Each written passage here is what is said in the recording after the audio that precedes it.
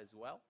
But again, also a lot of AD carries chosen, of course, to represent the teams. But we will get into the pick and ban phase between the guys. And I mean, already from the bans, you might be able to see if it is going to be a mirror matchup, if they're just spilling out something. They got 6 letters at the moment to use. Yeah, pretty interested. So far, leaving it down to the last second. So it is going to be Zoe. So we already know we're not getting a Zoe versus Zoe matchup. I like the Nasus ban right there from Bjergsen. Don't want to see that again from Faker. Laughing. Oh, yeah, he knows. He knows.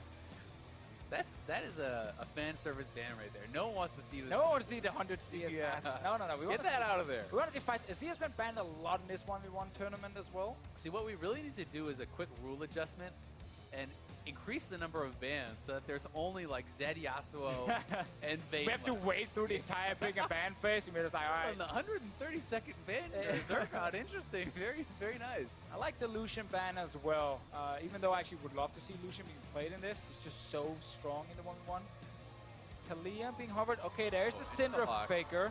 Are we going to get a mirror here? He's obviously not going to take Talia in this 1v1. Bjergsen did take Syndra yesterday, and the players are kind of laughing. Wow, it is a Talia. Wow.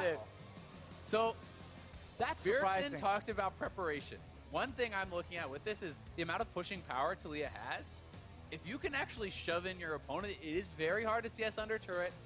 He may not be planning on actually taking a fight. If there was no flash on Faker, you don't actually allow him to hit a scatter of the week, you don't actually allow him to close the gap, you could just make this into a farm fest. Okay, yeah, I mean, it makes a lot of sense what you're saying. It might be exactly what Bjergsen is thinking right now. Faker obviously wants to fight him and try to kill him here, Syndra 1v1. Because I just don't see Talia as a, like, oh yeah, Talia is what I want to kill this Syndra in a 1v1. Like, you're not trying to get near the Syndra most of the time.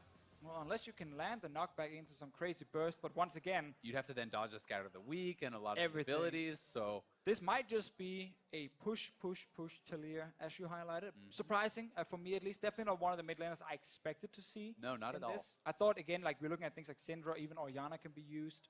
We saw that from Power of Evil. No, Talia it is. But some of the atypical stuff has really been successful in 1v1s. You know, Grasp of the Undying, Caitlyn last year, and things like this. If you can actually theory craft something to really take down your opponents. It is going to be Exhaust Barrier for Bjergsen, the only difference being the heal, obviously, for Faker instead of that Exhaust. And both players selecting Airy, so we'll have to wait to find out what those secondary runes will be. I mean, we have to have Mana Flow banned in here. We can see on both guys, which is not a big surprise. Scorch, most likely, as well. And then it's just all about what they want. Is it Absolute Focus in there as an option? So Faker actually taking as his secondary Legend Alacrity and Last Stand. So that is actually pretty surprising. So Legendary Alacrity is actually the attack speed. Yeah. So that's a lot about the pushing, I think. He may be trying to contest that. And extra damage when you are low HP from Last Stand. So maybe trying to pull off some sort of surprising burst. Like if you save your ultimate till you're low HP, you could get a bit of extra damage there. Also, if you're baiting out, you know, with your barrier. So when you're on low HP, you use the barrier to just stay alive for a little bit longer and you deal extra damage at that time. So that's very interesting. Like the Alacrity one, typically it's where you get kills and assists, and you obviously get more and more attack speed the further you go into the game, but it does give you some base attack speed at the start. That is clearly what he's valuing here to try and push this Talia back. And especially the Last Stand is something that you just don't even see. Even as far as solo queue on SR, that's not something I really see people picking whatsoever. For Bjergsen, it is going to be more standard, will be the Resolve secondary tree. He's going to be playing Mirror Shell and Second Wind, so that is the flat MR, as well as the regen. And it does simply look like Bjergsen is going to play the pushing game. He's going to try to win here on CS, shove in your opponent, and like it's very hard to last hit these minions properly. If they've taken any damage, they'll just die in one shot. Yeah, so you don't want to hit that caster minion before the towers hit it, because you need to just last hit it right after. It's not like on Summoner's Rift where you gotta hit the caster minion once, then the tower shot hits, and then you last hit. Faker just messed that up and actually lost the CS. The melees are also very awkward to CS because it's not like 2 hits then auto it. It is kind of like a hit and a half, so you kind of have to prep them properly to actually have them be able to be last hittable. Obviously, Syndra can be pretty good at that later on, though. Basically, the tower 2 shots the melee minions. That just makes it very difficult to CS. У нас другие правила. И в этот Новый год только Теле2 полгода связи в подарок дает. Bjergsen, once again, playing to just push all the time, and it is working for him at the moment. Faker looking instead for that all-in, needs to land the stun first, and then he can apply a lot of burst damage that Bjergsen will struggle against. The other thing that's actually really big on this hit the map wrong one. in particular is the fact that if you control the wave, you control the health relics. And every time you're getting a health relic, that's essentially a full potion extra of HP. So and even if Bjergsen is getting poked somewhat, the fact that he's getting both of these relics is a really big deal. And he's just going to go back to base. Once again, there's a cannon there. That's going to buy him enough time. He knows the wave will now push back towards him, but Interrupted. does get stopped on the back a little bit. Oh, no. It's like one of the same time things. Actually just made it back, so important for him. Faker still struggling a little bit under this tower here, but this time around he got a few more minions. 23 for him to 29 from Bjergsen. And Faker's not gone back to base yet, which is also important to highlight. Exactly. The fact that he hasn't gone back to base and that his opponent has a very strong push means that if he cannot push up the wave before he goes back, it's going to be tough for him because he will likely have a lot of minions denied to the turret while he is away, and then the wave will be pushing back for him again. And Faker's getting not only low on health, but relatively low on mana here. So we'll see if he can actually pull something off. I mean, if he hits 6 before Bjergsen, there is still potential for an all-in. This is dirty, though, from Bjergsen. Again, so much poke landing. Got that early back. You know, he's sitting with 2 Dorns. He has boots as well. And he's taken 3 health relics to Faker's 0. Like, he continuously gets them. Yes, he took a Scatter of the Week there, did get traded on, but he grabs, again, another health relic. He's pushing in Faker, and Faker's almost out of mana. Yeah, so Faker is just kind of waiting to get like level 6, then he needs to go back and get full mana, and then he needs to go into this lane here and see if he can actually try and lock down Bjergsen. The problem with that is it should be very apparent to Bjergsen. Oh, he knows for sure, well, right? And when you're in a situation like that, if I'm Bjergsen, I push out this wave, I base again, I buy defensive items. Oh, stop the recall. You buy something like a Ruby Crystal, you buy Magic Resist. As long as you cannot get one shot, you already have enough pushing power just from a couple Doran Springs in your base damage. He's kind of outthought Faker a little bit here, it feels like.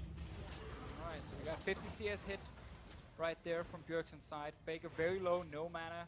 Can't really fight against the Talia at the moment. Just tries to last it under this turret. The minions will not really help him here because they start hitting the casters. Is close there. Bjergsen should not be able to stop this base, but he's just looking to push, and then he should back. He's out of mana as well. So this is now a Faker's kind of chance. He did get Sork Boots, especially now if Bjergsen buys MR, that completely nullifies it, because for the 450 gold, you get 25 MR compared to the 1,100 gold committed for these boots. Yes, it helps close the gap and whatnot, but he's going Merc Treads, and I think this is so smart from Bjergsen. It almost, to me, eliminates any chance of really being able to pull off a kill. Well, it just makes it even harder also now with the stun not lasting as long, so there's a high chance that Bjergsen can just step away. And to dodge the skill shots as well here. Exactly, just dodge it in the first place. If you do get hit, you know, it can last longer. You can then actually just disengage the fight here. Faker right now, though, we'll try and see if he can fight. Misses that one. And to Faker's credit, he actually has kept the farm pretty close.